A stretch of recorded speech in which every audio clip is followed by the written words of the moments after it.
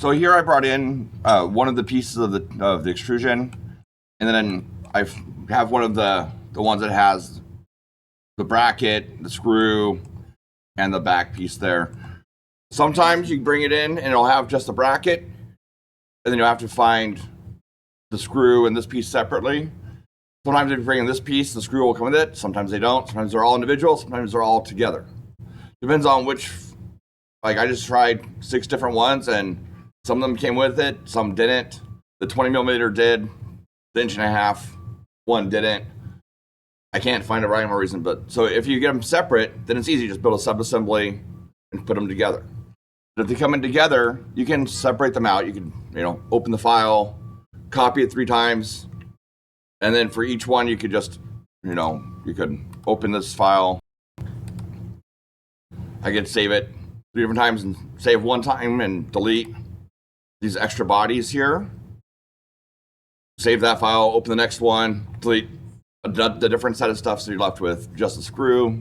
Then open the third one, delete everything except for the back piece. You can do that, or you can leave it together as this one part file with multiple bodies, like it is here, and we can adjust where those are. And so we know that those are going to be pretty equal spacing on them. So first, let's mate this thing together. I want to do a mate. I know that I want that to sit on there. Right? That's going to sit flat there. And we just found an issue. What's happened here? Is that sitting correctly? No, because these are not flat. So if I go to my box here, those are actually angled. So I can't do that. I'm going to need to fix that. So when you bring your parts in, double check the geometry on them. So if I can't do that, how can I make that line up with that better? What's a good way of making those mate together? What? Yes, use some planes. So let's look and see what we have on here. So on this one, we have planes going through the middle. Cool. And on this one, we have planes going that way through the middle, that way, and through the middle that way. Cool. So we can do the mates between that plane and that plane. And now I can just do it between that surface and maybe that edge, right? Now it's going to sit on it. And then I can control how far front and back it is.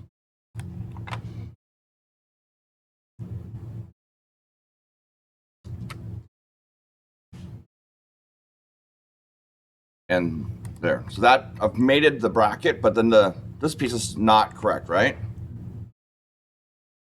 So that's fine. I'm just gonna save this.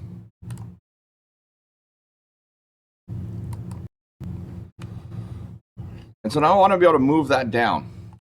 And so I'm gonna need to edit this part. And so I can either just open this part separately and edit it and try and get that measurement, which I could probably do by measuring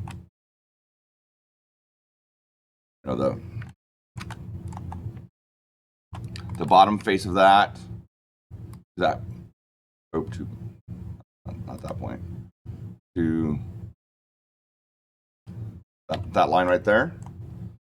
Probably measure that.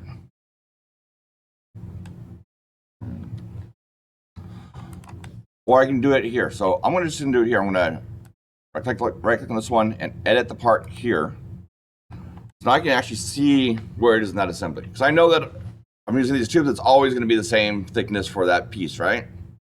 So I don't need to go in and try and make it flexible or adjust it for each individual one.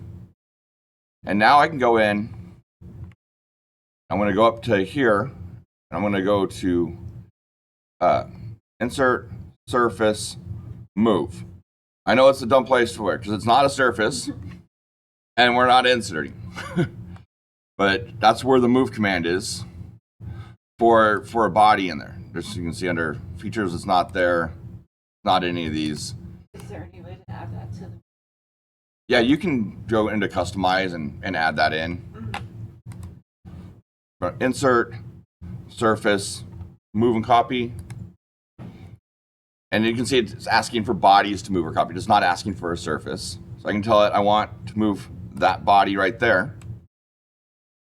And I have two options. I can either use mates. So I can tell it I want to mate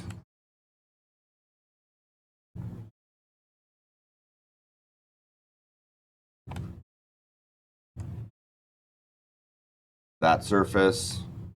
Will let me grab this one? Nope. Oh, it will. Like to that surface. Oh, so it's telling me I can't relate it to something else. Did you pick an edge?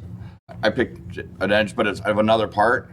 And so within the body, the part thing, I can't do that. It's not going to let me add that one. I could pick it to the bottom of this part and control the distance if I wanted to. So I can't do that one, but I could tell it to go to there. And now I can tell it how far I want it to be down. And that way I know that's too far.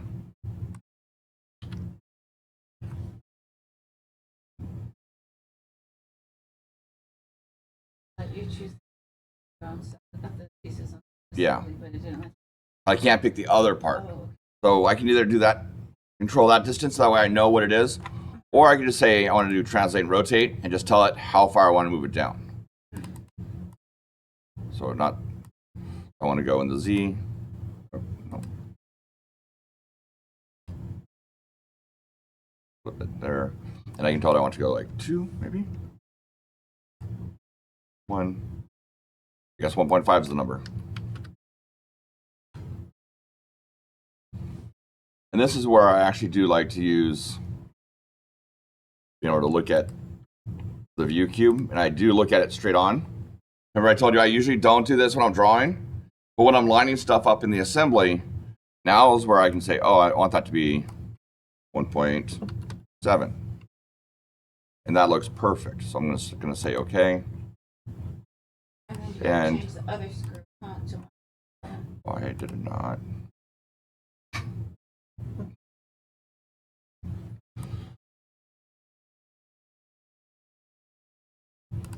Oh. Okay. SolidWorks is doing SolidWorks things. I just right click on edit and then I got the thing and I just dragged it down. It doesn't matter exactly where it is because when they put it together, they're going to make it right. But then, yeah, I can do the same thing with this one, pull it out the same distance.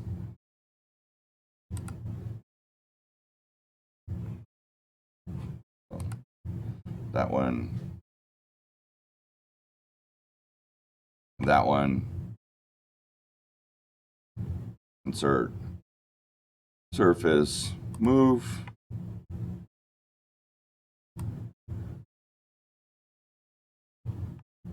Pull them out, however far that is.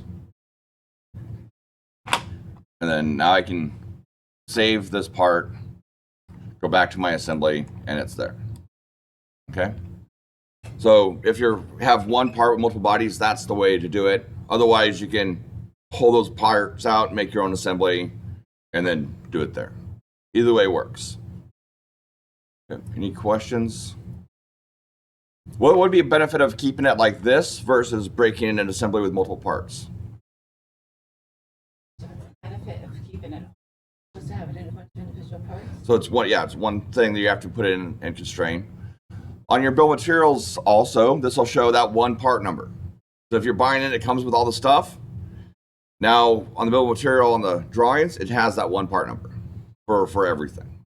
So that makes it handy if you want to be able to just do that. But also on the other hand, if you want to be able to call out each piece, like in the exploded view, having them be separate pieces within the assembly lets you do that. So it's kind of a, which way do you want to do it? Both of them are correct. Okay?